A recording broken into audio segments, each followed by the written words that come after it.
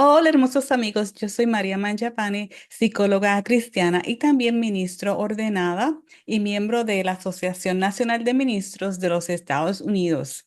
Me gusta usar este canal para la gloria de Dios y Él puso en mi corazón que iniciara un estudio bíblico, así que lo estoy haciendo por temas. El tema de hoy es cuando Jacob bendice a los hijos de José que se llaman Efraín y Manasés. Esto es un capítulo bien bueno porque nos enseña dónde comienza el futuro de estas tribus que se incorporan a las 12 tribus también de Israel. Ya sabemos que había pasado, habían mudado a Egipto, Jacob y las 11 tribus se mudaron a donde estaba José y recibieron la tierra de Gosén. Esto es parte de la promesa que Dios le había hecho a Abraham, que tendría una descendencia numerosa como las estrellas y como la arena del mar. Ya entonces Abraham tuvo a Isaac, e Isaac tuvo a Jacob y Jacob tuvo estas 12 tribus que ya se han mudado y ahí en esa tierra de Gosén se van a reproducir y crecer grandemente. Estamos apenas en los comienzos. Ya se mudaron. José tiene dos niños que son los que entonces Jacob bendice. La Biblia es la historia de amor de Dios con nosotros los seres humanos. Nos dice las profecías también que son promesas de Dios para nosotros y muchas, diría yo que la mayoría ya han pasado y quedan otras que estamos viendo hoy día mismo pasando, especialmente en Israel, que es el reloj profético de Dios y esas que están por venir. Así que mantener los ojos a Israel y orar por la paz de Jerusalén. Y si te preguntas cómo puedes formar parte de la familia de Dios, también te lo voy a explicar. Y me gustaría invitarte a que te suscribas al canal si aún no lo has hecho, le des me gusta a este video y lo compartas para así entonces que el algoritmo lo reconozca y se lo muestre a más personas para que así reciban el amor y la palabra de Dios. Me gustaría comenzar con una oración. Padre Santo, bendice a la persona que está mirando esta grabación en estos momentos o que le esté escuchando y que tú conoces su corazón, Señor, sea en salud, sea atención física o médica, sea necesidades en su familia, en su trabajo, Señor. Tú conoces por lo que está pasando y que tú le bendigas y lo satisfagas en su parte física, mental, espiritual, en su casa. En el nombre de Jesús, amén. Primera de Corintios 15 3 al 4 dice, en primer lugar, les he enseñado lo mismo que yo recibí, que conforme a las Escrituras, Cristo murió por nuestros pecados, que también conforme a las Escrituras fue sepultado y resucitó al tercer día. Juan 3:16, porque de tal manera amó Dios al mundo que ha dado a su Hijo unigénito, para que todo aquel que en Él cree no se pierda, sino que tenga vida eterna. Romanos 10 9 al 13. Si confiesas con tu boca que Jesús es el Señor y crees en tu corazón que Dios lo levantó de los muertos, serás salvo, porque con el corazón se cree para alcanzar la justicia, pero con la boca se confiesa para alcanzar la salvación. Pues la Escritura dice, todo aquel que cree en Él no será defraudado, porque no hay diferencia entre el que es judío y el que no lo es, pues el mismo que es Señor de todos es rico para con todos los que lo invocan, porque todo el que invoque el nombre del Señor será salvo. Dios es amor. Primera de Juan 4:16. Dios te ama y quiere que pases la vida eterna con Él. Si murieras mañana, ¿sabes a dónde irías? Bueno, debes ir al cielo porque es tu hogar y fuiste creado para ello. El camino de regreso a casa es aceptando a Jesús como tu Señor y Salvador. Cuando seas salvo, Jesús te llamará amigo. En contraste con el cielo, hay un lugar llamado infierno, que fue creado para Satanás, los ángeles caídos y sus demonios. Tristemente, Satanás está seduciendo a la gente con mentiras y algunas personas están cayendo en la trampa y pueden ir al infierno cuando no fue diseñado para la gente. Los pasos para la salvación los tengo resumido en 4 partes. Número 1, arrepiéntete de tus pecados. Dios conoce tu corazón y tu vida, todo lo que has hecho y aún lo que estás pensando hacer en estos momentos. Y sin embargo, te da el libre albedrío, aunque Él sabe todo de tu vida, todo lo que has hecho.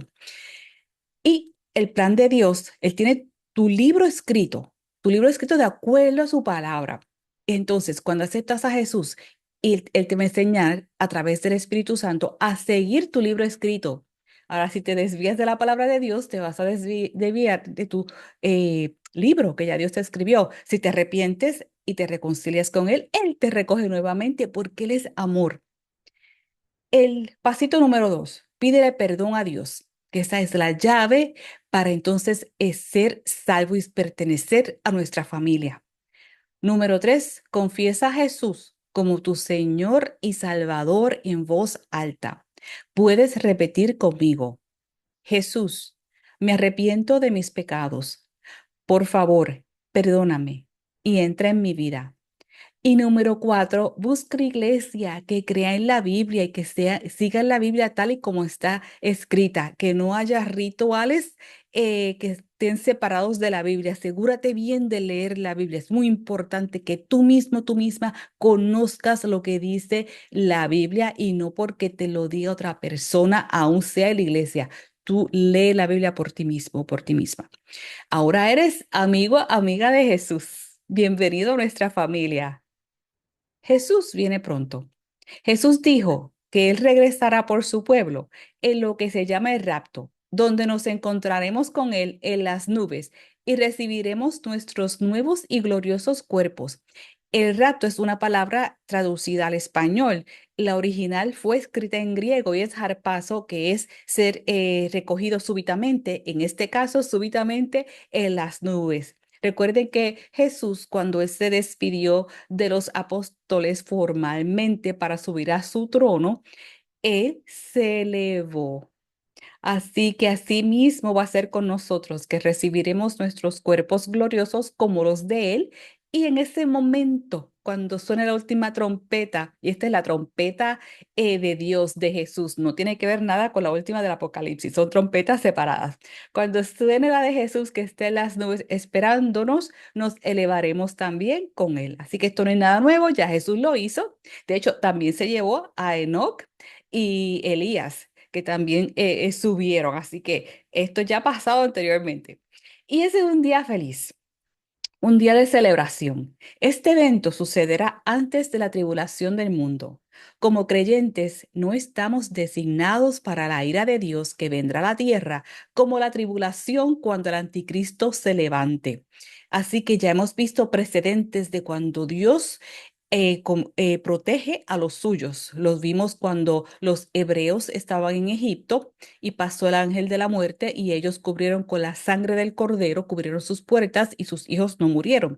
Lo vemos en el diluvio, que la familia de Noé fue protegida, y lo vemos también en la familia de Lot cuando Dios fue a destruir a Sodoma y Gomorra. En este caso, ya la Biblia nos explica que va a ser el jarpazo, que Jesús mismo nos estará esperando en las nubes, y Él fue el primero que se fue así subiendo en las nubes con su cuerpo glorioso para que sepamos que así mismo que nosotros vamos a subir al cielo. Él se pudo haber ido de otra forma, porque recuerden que Él aparecía y desaparecía de los cuartos.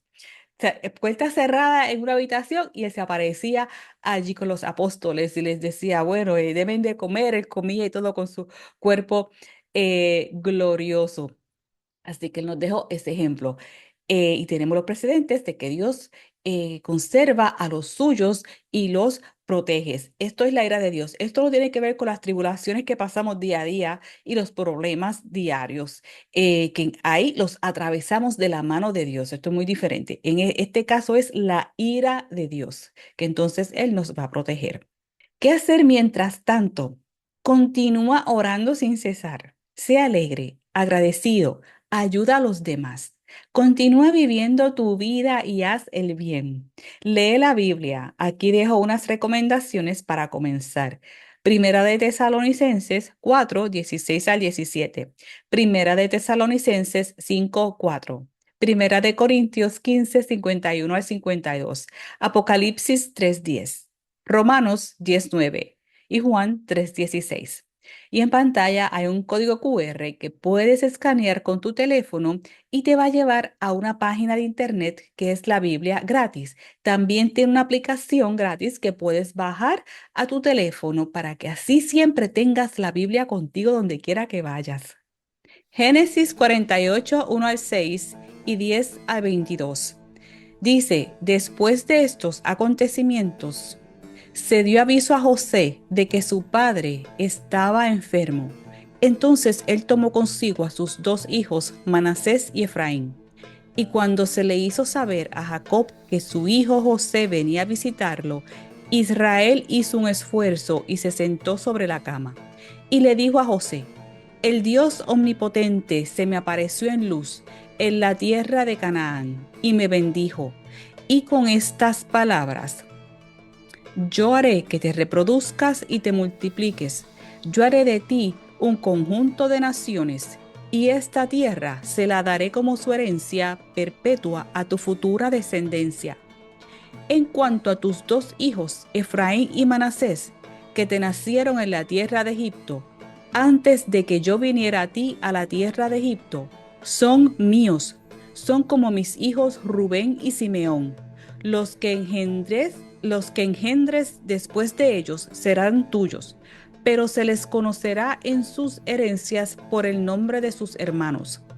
Tan pesados tenía Israel los ojos por la vejez, que ya no podía ver. Así que Israel los hizo acercarse a él, y entonces los besó y los abrazó. Tan pesados tenía Israel los ojos por la vejez, que ya no podía ver. Así que Israel los hizo acercarse a él, y entonces los besó y los abrazó. Y le dijo a José, yo ya no esperaba volver a verte, y sin embargo Dios me ha permitido ver también a tu descendencia. José sacó a sus hijos de entre sus rodillas y se inclinó hasta el suelo. Luego tomó a los dos hijos y los acercó a su padre. Puso a Efraín a su derecha, que era la izquierda de Israel, y a Manasés a su izquierda, que era la derecha de Israel. Entonces Israel extendió su mano derecha y, aunque Manasés era el primogénito, la puso adrede sobre la cabeza de Efraín, que era el menor, y su mano izquierda sobre la cabeza de Manasés. Bendijo entonces a José con estas palabras: que el Dios en cuya presencia anduvieron mis padres Abraham e Isaac, el Dios que me ha guiado toda mi vida y hasta el día de hoy, el ángel que me libra de todo mal, bendiga a estos jóvenes, que mi nombre sea recordado por medio de ellos, junto con el nombre de mis padres Abraham e Isaac, y que se multipliquen grandemente en medio de la tierra. Al ver José que su padre ponía la mano derecha sobre la cabeza de Efraín, se disgustó y bruscamente tomó la mano de su padre para cambiarla de la cabeza de Efraín a la cabeza de Manasés. Mientras le decía a su padre, así no, padre mío, este es el primogénito, pon tu mano sobre su cabeza. Pero su padre no quiso hacerlo así, sino que dijo, ya lo sé, hijo mío, ya lo sé. También él llegará a ser un pueblo, y también será engrandecido. Sin embargo, su hermano menor será más grande que él, y su descendencia formará una multitud de naciones. Ese día Israel los bendijo con estas palabras: cuando Israel bendiga, dirá en tu nombre, que Dios haga contigo como hizo con Efraín y Manasés. Y puso a Efraín antes de Manasés. Luego Israel le dijo a José, como puedes ver, me estoy muriendo, pero Dios estará con ustedes y los hará volver a la tierra de sus antepasados. Luego Israel le dijo a José, como puedes ver, me estoy muriendo, pero Dios estará con ustedes y los hará volver a la tierra de sus antepasados. A ti te he dado una porción mayor que a tus hermanos, porción que con mi espada y con mi arco les arrebaté a los amorreos.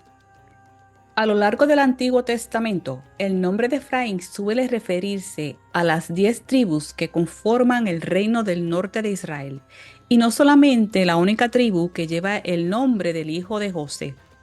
El reino del norte, también llamado Israel, fue llevado cautivo por los asirios en el 720 a.C. El reino del sur, también conocido como Judá, fue conquistado por los babilonios casi 140 años después. Existen varios eventos específicos sobre la tribu de Efraín, de los cuales podemos aprender. Si bien Dios dio a la tribu la capacidad de ser guerreros y valientes luchadores, Efraín no obedeció la orden de Dios de expulsar a los cananeos de la tierra prometida. Esto está en la referencia en Primera de Crónicas 12:30, donde dice: de los hijos de Efraín, 20.800 muy valientes varones ilustres en las casas de sus padres. Y Éxodos 23:23-25, Jueces 1-29, Josué, 16-10. Esto es de la página de internet gotquestions.org. Muchas veces Dios decide usarnos de una manera que no es tan espectacular ni llamativa como quisiéramos. Nos quejamos, deseamos la gloria, controlamos nuestro orgullo y nuestros celos y aceptamos la voluntad de Dios. Muchos de nosotros, al igual que los efraimitas, tenemos dificultades para aprender bien esas lecciones. Dios dice que debemos aceptar como su voluntad todo lo que nos pasa, sin importar qué tan buenas o malas parezcan esas cosas. Primera de Tesalonicenses 5:16-18. Estad siempre gozosos, orad sin cesar, dad gracias en todo, porque esta es la voluntad de Dios para con vosotros en Cristo Jesús. Otras lecciones de Efraín terminan de completar el cuadro de la amplia variedad de comportamientos humanos. Vemos que Efraín se aleja de Dios y hace cosas malas. Isaías 28, 1-3. Ay de la corona de soberbia de los ebrios de Efraín, y de la flor caduca de la hermosura de su gloria, que está sobre la cabeza del valle fértil de los aturdidos del vino. He aquí, Jehová tiene uno que es fuerte y poderoso, como turbión de granizo y como torbellino trastornador, como ímpetu de recias aguas que inundan, con fuerza derriba tierra. Con los pies será pisoteada la corona de soberbia de los ebrios de Efraín. Pero también vemos que la tribu reconoce la necesidad de arrepentirse y obedece al seguir las instrucciones del profeta Obed. En Segunda de Crónicas 28-12.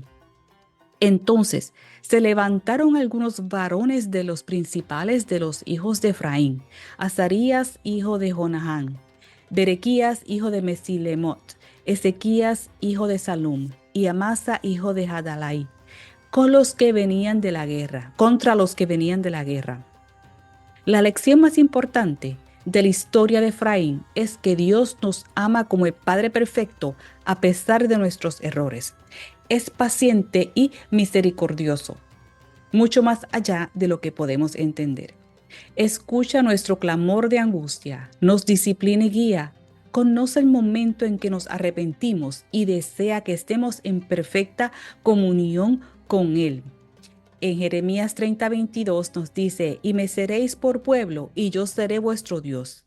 Y en Jeremías 31:18-20, escuchando he oído a Efraín que se lamentaba, me azotaste y fui castigado como novillo indómito.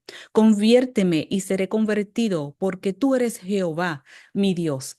Porque después que me aparté, tuve arrepentimiento, y después que reconocí mi falta, herí mi muslo, me avergoncé y me confundí, porque llevé la afrenta de mi juventud. ¿No es Efraín hijo precioso para mí? ¿No es niño en quien me deleito? Pues desde que hablé de él, me he acordado de él constantemente.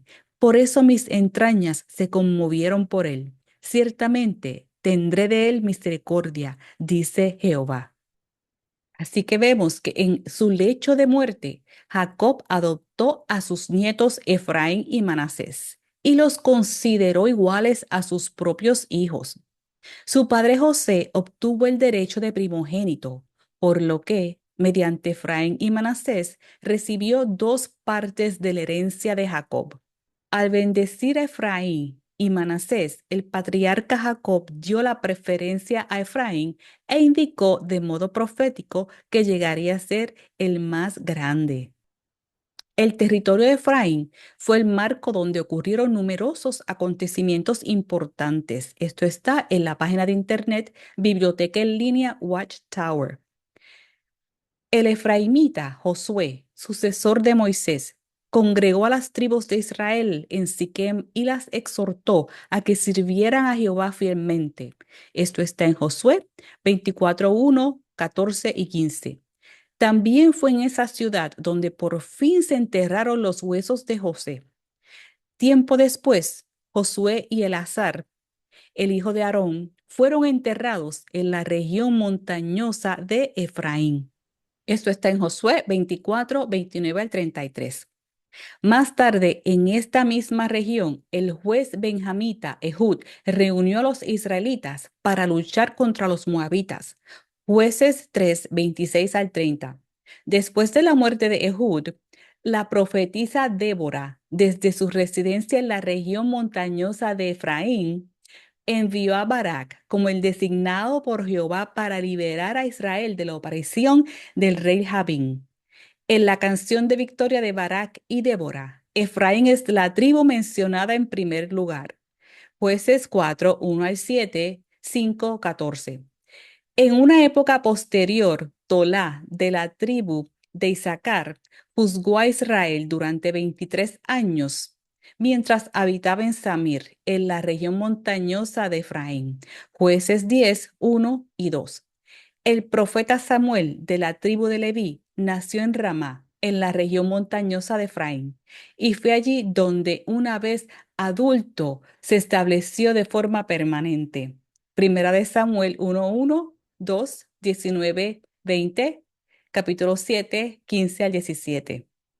El orgullo y un extremado deseo de prominencia causaron graves dificultades a los efraimitas en su relación con las otras tribus. Esta tendencia se manifestó ya en la época de los jueces. Por ejemplo, los efraimitas trataron de armar riña con Gedeón por no haberlos llamado antes para luchar contra Madián. No obstante, la prudencia de Gedeón evitó un enfrentamiento en aquella ocasión. Esto está en Jueces 8, 1 al 3.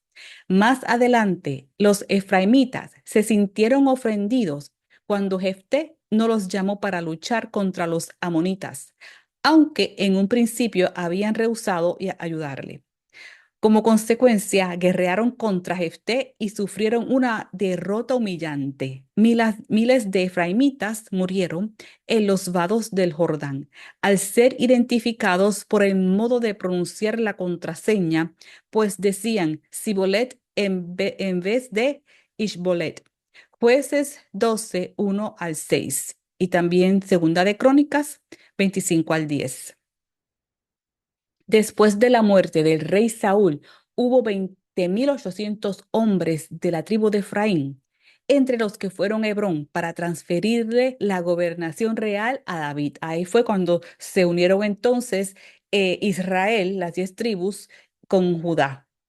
A pesar de que esta tribu tenía este espíritu de soberbia, también hubo esperanza. Dice aquí, sin embargo, los profetas de Jehová también predijeron que cesaría el espíritu de celo y hostilidad que existía entre Efraín, el reino de 10 tribus, y Judá, el reino de 2 tribus. Isaías 11 al 13 y Jeremías 31:6. Judá y Efraín se unirían y la tribu de Efraín sería restaurada al favor divino. Había esperanza. Jeremías 31, 18 al 20, 50, 19, Ezequiel 37, 16 al 19 y Zacarías 10, 7. Aunque la tribu de Efraín se ganó una mala reputación, algunos siguieron un proceder correcto.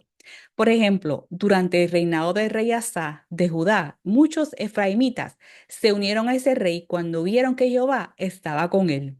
Qué bonita esta parte de la historia, que se arrepintieron y entonces buscaron el buen camino hacia Dios. Esto está en Segunda de Crónicas 15:9. Más tarde, también hubo efraimitas entre los que estuvieron presentes en Jerusalén para la celebración de la Pascua en el primer año del reinado de Ezequías y después participaron en la destrucción de todo lo relacionado con la idolatría. Así que cayeron en tiempo finalmente. Segunda de Crónicas 30:18 y 31:1. Y un dato muy interesante dice, ciudad por lo general considerada la Efraín, que Abías, el rey de Judá, le arrebató a Jeroboam, el rey de Israel. Segunda Crónicas 13:19. En el siglo primero, cuando los líderes religiosos entraron en consejo para matar a Jesús, éste se retiró a Efraín, cerca del desierto, con sus discípulos. Juan 11:54 y 11:53 y 54. ¿Qué podemos decir de la tribu de Manasés? Vemos aquí referencia de GodQuestions.org. El nieto de Jacob, que da nombre a la tribu, nació en Egipto de José y su esposa Asenat, hija del sacerdote Potifera. José llamó a su primogénito Manasés porque dijo, Dios me hizo olvidar mi trabajo y toda la casa de mi padre. Qué bonito, toda la tristeza que le había pasado, sufrimiento. Esta tribu nos da muchas lecciones. Las principales son los temas del libre albedrío, la obediencia, la fe y la naturaleza de Dios. Al principio, aprendemos que a Manasés por lo general se le conoce como la media tribu de Manasés. Esta denominación resalta la decisión de algunos miembros de la tribu de vivir al oeste del río Jordán. Números 32-33, Josué 13:29 al 31. El uso del libre albedrío puede llevar a resultados no deseados o incluso desastrosos, sobre todo si desobedecemos a Dios o tomamos decisiones egoístas. Manasés aprendió esta lección dolorosamente al no obedecer la orden de Dios de destruir a los cananeos. Parte de su fracaso fue por su falta de su fe en Dios en que Dios les daría fuerzas para vencer a un enemigo que parecía invencible. Esto se nos parece hoy a lo que pasamos también nosotros individualmente, que a veces nos sentimos débiles porque estamos falta de fe y la fe se recupera orando, orando sin cesar. Manasés también es un ejemplo de otros defectos humanos como la avaricia y la codicia. La media tribu de Manasés quería más tierra porque era un pueblo numeroso.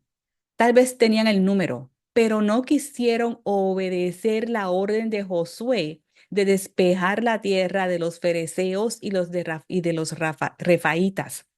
Esto está en Josué 17:12 al 18. Por otra parte, la tribu de Manasés demuestra su fidelidad a Dios en algunos casos. Así que hay esperanza. Según vemos estos ejemplos en la Biblia, es para que nos los apliquemos a nosotros mismos hoy día para darnos esperanza. Gedeón, que más adelante se convertiría en uno de los mejores jueces de Israel, cuestionó a Dios cuando fue llamado a salvar a Israel de la mano de Madián. Una de sus objeciones fue, mi familia es pobre en Manasés y yo el menor en la casa de mi padre. Esto es en Jueces 6:15. Gedeón exigió pruebas de Dios 2 veces para poder actuar. Jueces 6:36-40. Luego de ser convencido de la voluntad de Dios, Gedeón avanzó con 32,000 soldados para conquistar a los madianitas. Pero después Dios le dijo a Gedeón que tenía muchos soldados para el trabajo. Y Dios bajó el número de sus tropas a solo 300. Tremenda prueba de fe. La pasaremos hoy si tuviéramos una prueba así. Siguiendo las órdenes de Dios, esta insignificante fuerza venció al enemigo porque era Dios quien lo iba a hacer, no la fuerza del hombre y de soldados, era Dios mismo. La batalla fue una prueba de que Dios estaba con Gedeón y la media tribu de Manasés. También, también aparecen otras lecciones interesantes. Una de ellas es que Dios es justo.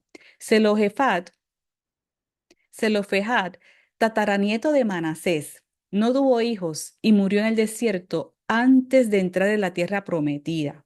Sus hijas, sin embargo, pidieron a Moisés que cambiara el sistema de herencia masculina para que ellas pudieran recibir los bienes de su difunto padre. Aquí estamos estas mujeres valerosas que hablaron. Así que es importante cuando veamos algo que es injusto y es algo que tal vez las personas no lo vean injusto, pero nos está afectando a nosotros personalmente, podemos hablar con mucha delicadeza y mucho respeto, podemos exponer nuestro punto, porque miren qué maravilloso que estas hijas de Zelofehad hicieron para entonces esto también para los derechos de la mujer que tenía muy pocos derechos en ese tiempo.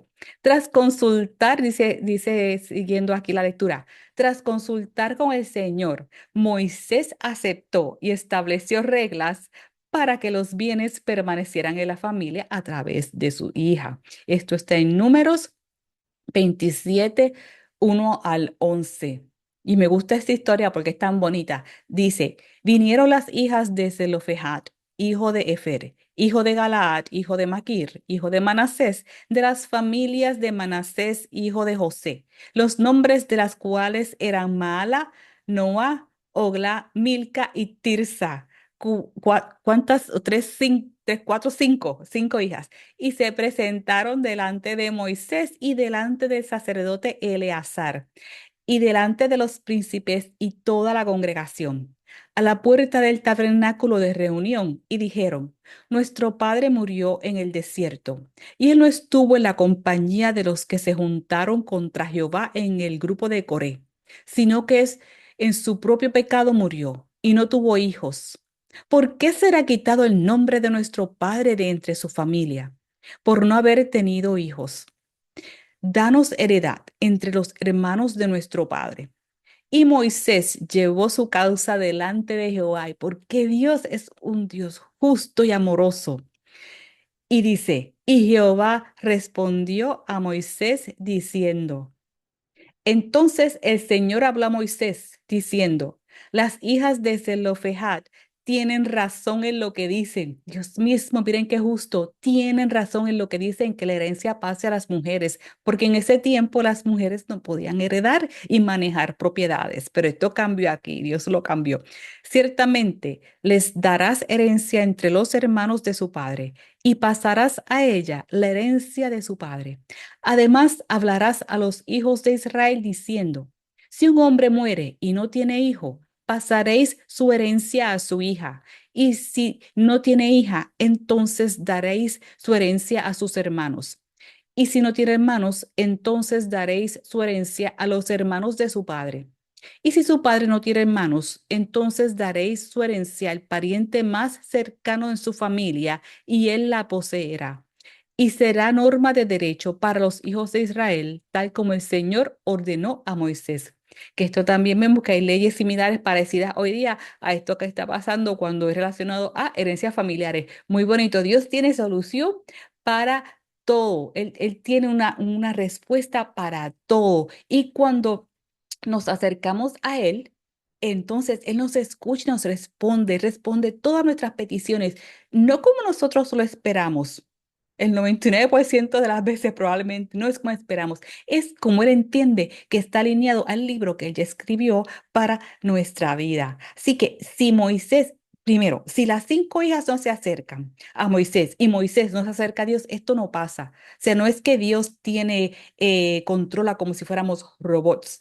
Tenía que ocurrir que las hijas, las cinco muchachas, se acercaran con la petición a Moisés y Moisés intercediera por ellas ante Dios. Así que no seamos tímidos hasta ante nuestro Padre, ante nuestro Dios, porque Él nos ama y es misericordioso y justo.